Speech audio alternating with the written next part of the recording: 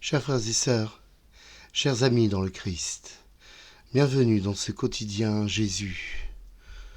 Nous sommes aujourd'hui le mardi de la 9e semaine du temps ordinaire et nous fêtons les saints Norbert et saint Claude, évêques et prêtres. Bienvenue dans ce quotidien Jésus numéro 214. Bienvenue à toutes, bienvenue à tous, bienvenue aux nouveaux. N'hésitez pas à commenter et surtout, si vous n'êtes pas d'accord avec l'une ou l'autre des choses que je peux dire, car je ne suis pas un théologien ni un exégète, je suis un simple catéchiste et par conséquent, tout ce que je dis est soumis à critique. Nous sommes réunis au nom du Père, du Fils et du Saint-Esprit. Amen. Sacré-Cœur de Jésus, nous avons confiance en toi. Commençons par confier cette méditation au Seigneur. Nous prions aujourd'hui particulièrement pour la petite Alba. Prions pour que tout se déroule pour le mieux. Prions pour qu'elle soit forte et robuste. Prions pour ses parents et ses grands-parents, ses proches. Prions aussi pour Kenzo, ce petit enfant de 8 ans atteint d'un cancer, invité à rencontrer l'équipe de foot dont il est supporter, à Ajaccio. Parce qu'ayant enfilé un maillot dans une loge, son père et lui ont été agressés par des personnes supportant apparemment l'équipe adverse. Je m'associe à la colère du président français. Cela n'a pas de sens. C'est un sport, un jeu. Aide Seigneur Kenzo dans son combat contre la maladie. Et Seigneur, je t'en prie, redonne aux hommes le bon sens. Pardonne-nous Seigneur. Pardonne-nous parce que nous nous attachons à ces histoires d'équipes, de pays, de nationalités, avant la vie humaine. La vie humaine, la vie a la primauté, parce que tu es vie, tu es la vie, tu as voulu la vie. Oui, pardonne-nous Seigneur, nous t'espérons, nous te bénissons, car tu es bon, éternel est ton amour, en toi rien n'est impossible. Seigneur, prends pitié. Ô Christ, prends pitié. Seigneur, prends pitié.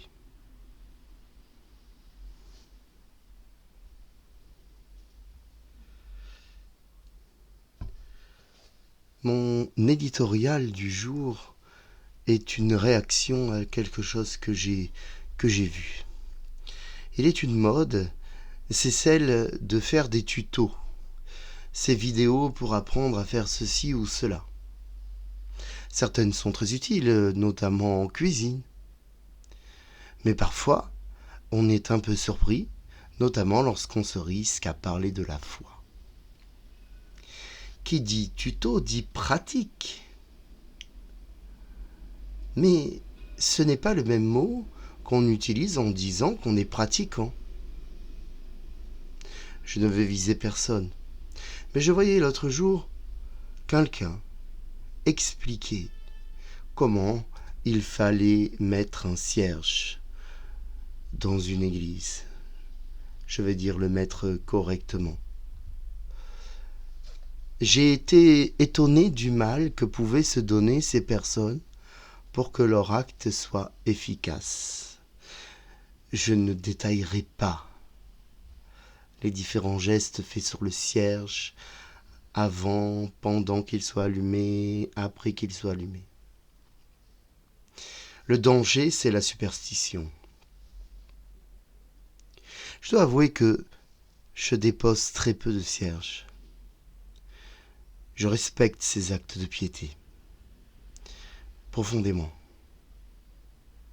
Mais ils ne sont que des supports qui nous aident à nous, pour nous centrer, et non à Dieu. Pour déposer un cierge, il suffit de l'allumer. C'est tout. Ce qui compte vraiment, c'est de prier. Prier, c'est tout simple. C'est être sincère avec Dieu, franc avec Dieu, fidèle avec Dieu. Car Dieu, c'est tout. Mais Dieu veut un cœur ouvert. Alors oui, ces petits gestes sont déjà des approches vers le bon Dieu. Ils sont importants. Et beaucoup de personnes qui se disent non pratiquantes vont poser des cierges. Ce sont des grâces, évidemment. Et il faut continuer à le faire. Mais il faut aller plus loin. Parce que le centre de notre pratique, c'est la célébration eucharistique.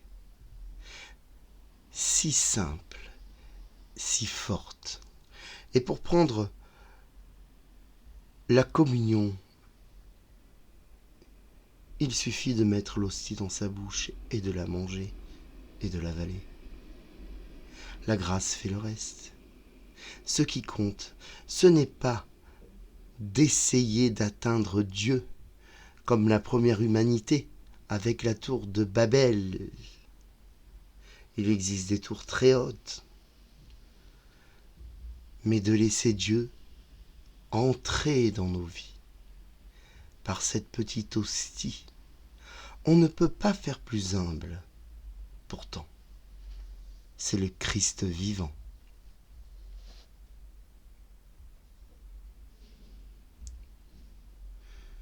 Nous lisons aujourd'hui dans l'évangile de notre Seigneur Jésus-Christ selon saint Marc. En ce temps-là, on envoya à Jésus des pharisiens et des partisans d'Hérode pour lui tendre un piège en le faisant parler. Et ceux-ci vinrent à lui dire : « Maître, nous le savons, tu es toujours vrai, tu ne te laisses influencer par personne. Car ce n'est pas selon l'apparence que tu considères les gens, mais tu enseignes le chemin de Dieu selon la vérité.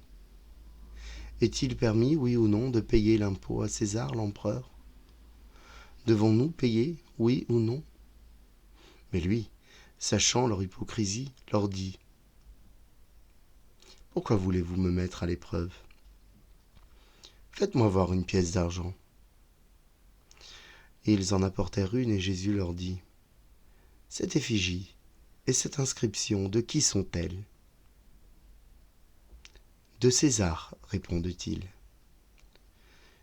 Jésus leur dit : « Ce qui est à César, rendez-le à César.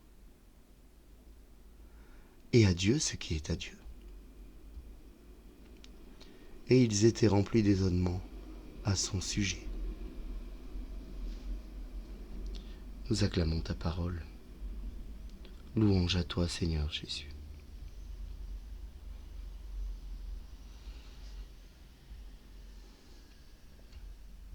Retournons à Dieu, car nous sommes à Dieu.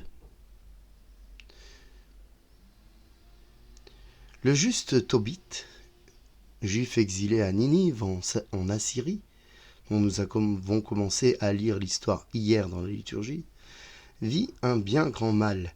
Lui qui enterre les morts laissés sur la place est victime durant son sommeil mérité, un sommeil mérité contre un mur, des déjections de moineaux qui lui tombent dans les yeux et le rendent aveugle. On pourrait y voir très justement une grande injustice, un coup du sort, si nous ne savions pas que tout ce que fait Dieu a un dessein pour chacun de nous.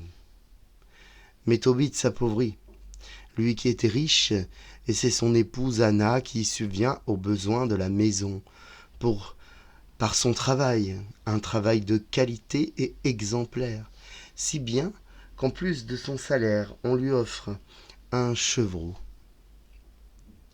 mais quel n'est pas son accueil lorsque Tobit la soupçonne d'avoir volé cet animal et ne la croit pas.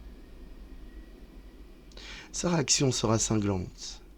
Elle lui rappelle que malgré ses aumônes et ses bonnes œuvres, Tobit a un autre salaire, la perte de la vue et la pauvreté. Il est difficile de vivre au crochet des autres, comme on peut le dire, d'être dépendant parce que malade, je l'ai vécu. Voici qu'on a un salaire confortable, agréable, facile et facilitant,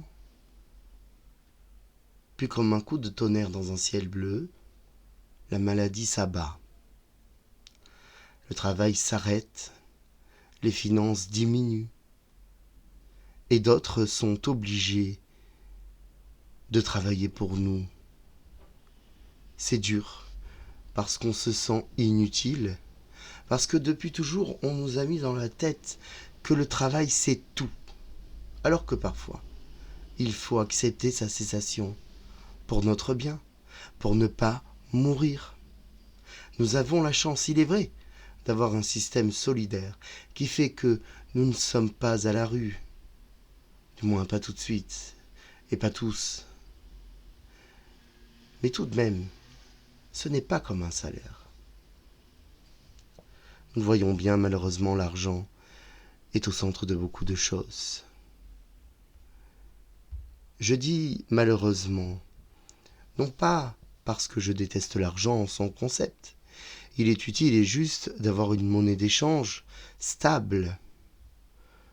Je dis malheureusement parce que, un peu comme l'or que cherchaient ceux qui partaient au Nouveau Monde pour faire fortune, l'argent peut rendre fou. Non pas en lui-même, car l'argent n'existe pas autrement que parce que nous le conceptualisons, mais par la manière dont nous avons de le rendre si important dans nos vies. De l'argent, il en faut, et l'Église ne dira pas le contraire. L'argent permet d'acheter de la nourriture, l'argent permet de payer les factures d'électricité, de chauffage, d'eau, de payer les photocopies des feuilles de messe, de garder en état le bois, les dorures, d'acheter de belles parures liturgiques, de donner à manger aux pauvres. Oui, l'argent est utile. Et utilisé à bon escient, il est une force incommensurable. Seulement, dès que l'argent prend toute la place, les problèmes commencent. Les pharisiens veulent piéger Jésus sur l'impôt demandé par César et très peu consenti par les Juifs.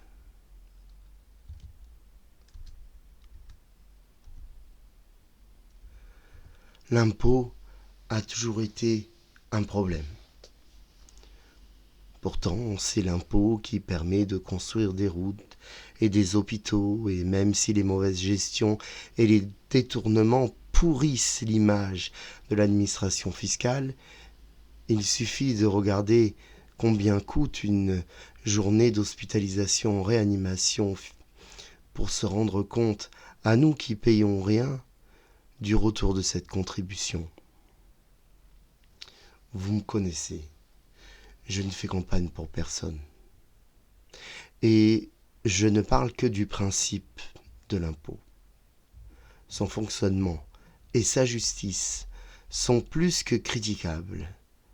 Et c'est le droit et le devoir de nous tous, de le faire, que de le critiquer. Jésus détourne le problème pour le recentrer.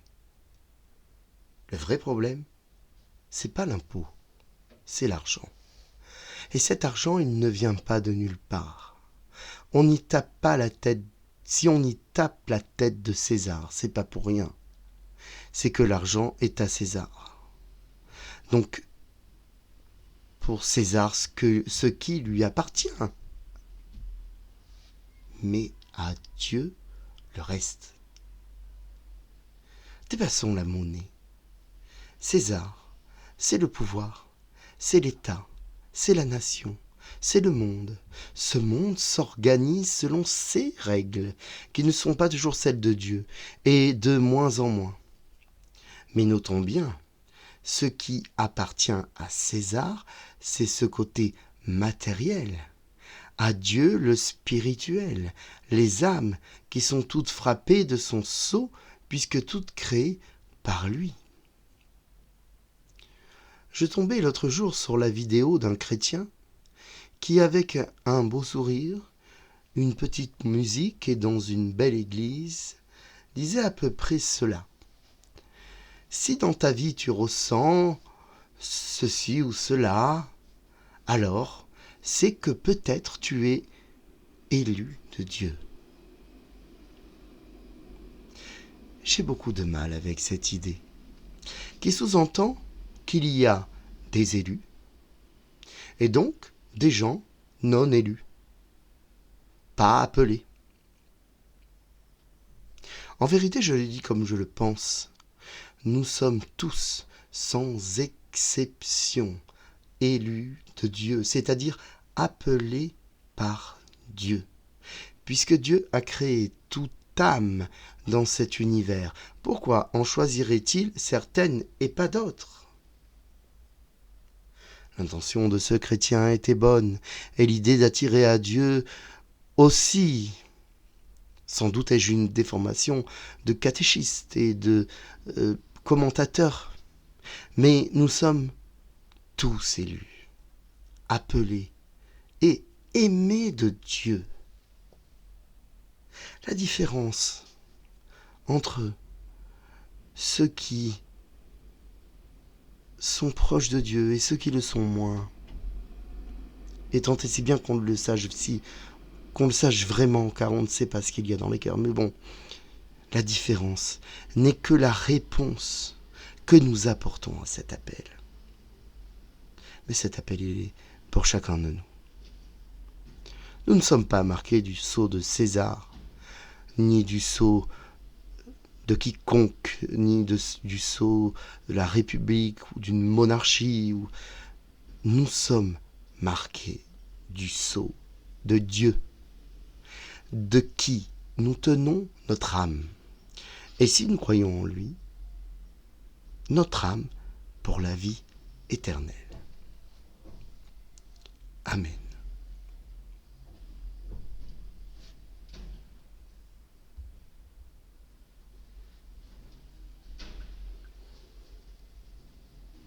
Prions.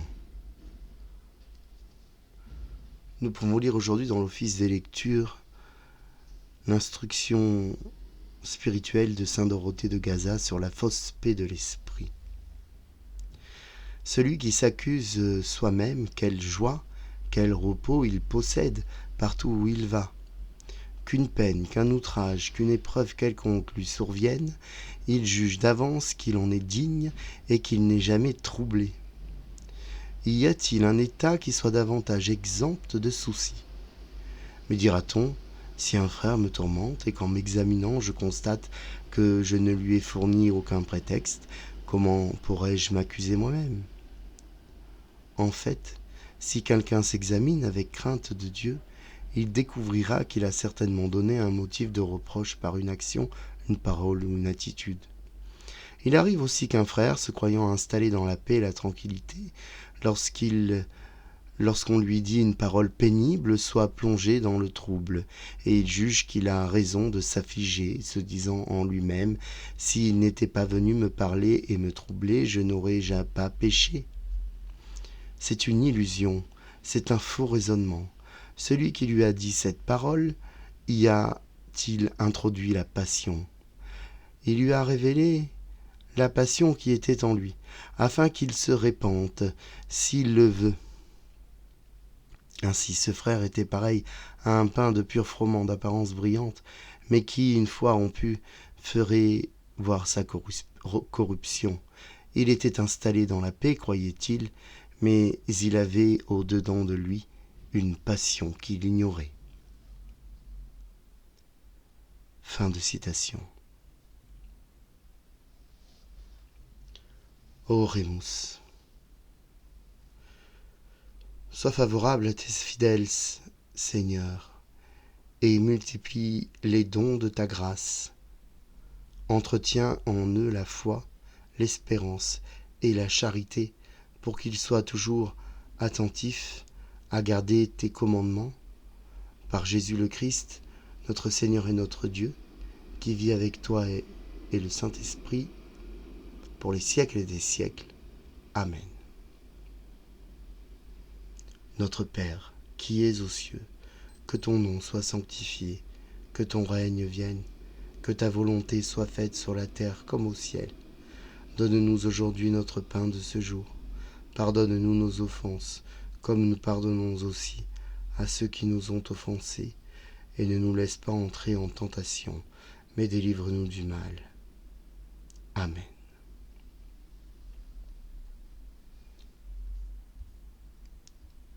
Frères et sœurs, je vous souhaite à toutes et tous un bon mardi dans le Christ, dans le Seigneur notre Dieu, avec les dons de l'Esprit. N'oubliez pas de prier pour Alba. Demandons au Seigneur qu'il nous bénisse. Père, Fils, Saint-Esprit. À demain.